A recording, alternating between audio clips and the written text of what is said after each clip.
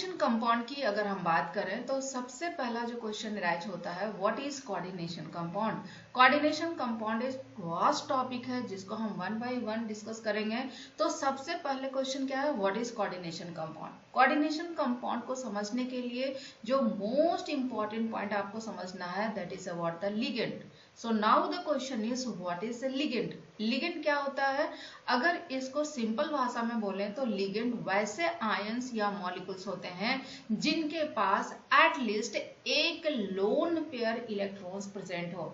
Lone pair 2, 3, 4, 5, 6 हो सकते हैं, लेकिन वैसे आयंस या मॉलिक्यूल जिसमें एटलीस्ट एक लोन पेयर इलेक्ट्रॉन हो और ये lone pair central metal atom या सेंट्रल मेटल आयंस को कैटायन, सेंट्रल मेटल कैटायन को डोनेट कर सकता है। क्योंकि ये इलेक्ट्रॉन रिच स्पेसीज है, इसीलिए इसको बोलते हैं लेविश वेश या फिर न्यूक्लियोफाइल भी बोलते हैं। जैसे one of the best example of coordination compound is K4FeCN6, जिसमें आपका Fe क्या है, Fe is central metal cation या सेंट्रल मेटल आयन। लेकिन वहीं पे अगर साइनाइड की बात करें तो एक साइनाइड में एक लोन पेयर इलेक्ट्रॉन होते हैं और एक लोन पेयर इलेक्ट्रॉन ये Fe को डोनेट करते हैं। That's why cyanide is a ligand.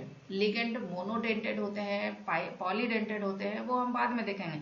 लेकिन अभी यहाँ पे हम डिस्कस कर रहे हैं, it is a cyanide and cyanide is a ligand. क्योंकि लिगेंड इलेक्ट्रॉन डोनेट करता है, मतलब कि इसके पास इलेक्ट्रॉन रिच स्पेसिस है, इसलिए इसको लेविस बेस या न्यूक्लियोफाइल भी बोलते हैं। लेकिन जो आपका सेंट्रल मेटल कैटायन है वो क्योंकि लिगेंड से इलेक्ट्रॉन को एक्सेप्ट कर रहा है, एक्सेप्ट कब करेगा, जब उसमें इलेक्ट्रॉन की डिफिशियंसी होगी। अगर वो पूरी तरह से स्टेबल होगा तो वो किसी से इलेक्ट्रॉन एक्सेप्ट नहीं करेगा। क्योंकि वो इलेक्ट्रॉन एक्सेप्ट कर रहा है, मतलब कि इसमें इलेक्ट्रॉन की डिफिशियंसी है। इसका मतलब क्या हुआ, metal cation is electron deficient species.